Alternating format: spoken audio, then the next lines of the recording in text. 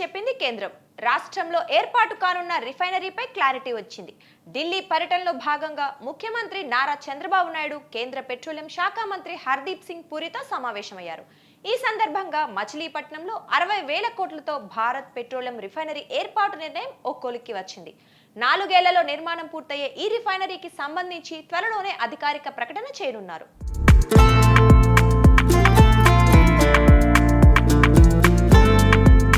BPCL refinery ఏర్పాటు కోసం సుమారు 2 నుంచి 3,000 ఎకరాల భూమి అవసరమని కేంద్ర మంత్రి హర్దీప్ సింగ్ పూరి సూచించారు.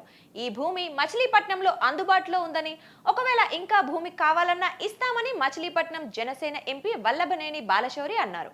భూమి విషయంలో కేంద్ర మంత్రి హర్దీప్ సింగ్ సీఎం చంద్రబాబు సానుకూలంగా ఉన్నారు.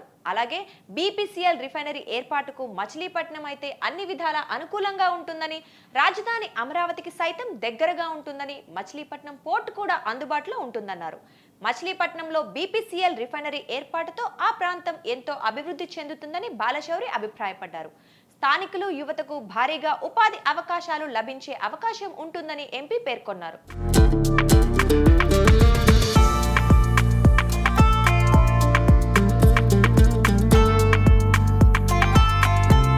మరోవైపు భారత్ పెట్రోలియం కంపెనీ రిఫైనరీ ఏర్పాటుకు సంబంధించి యాజమాన్యం కోరిన అంశాలపైన అధికారులు కసరత్తు చేస్తున్నారు.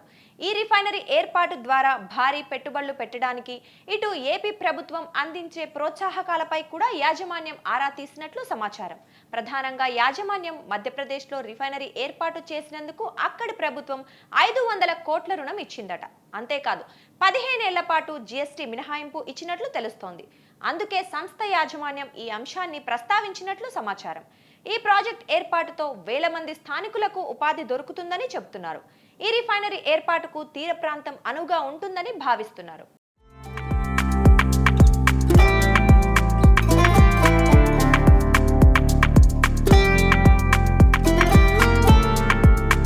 కాదు, ఈ బీపీసీఎల్ రిఫైనరీ ప్రాజెక్టును దక్కించుకోవడానికి ఉత్తరప్రదేశ్, గుజరాత్ కూడా పోటీ పడ్డాయి.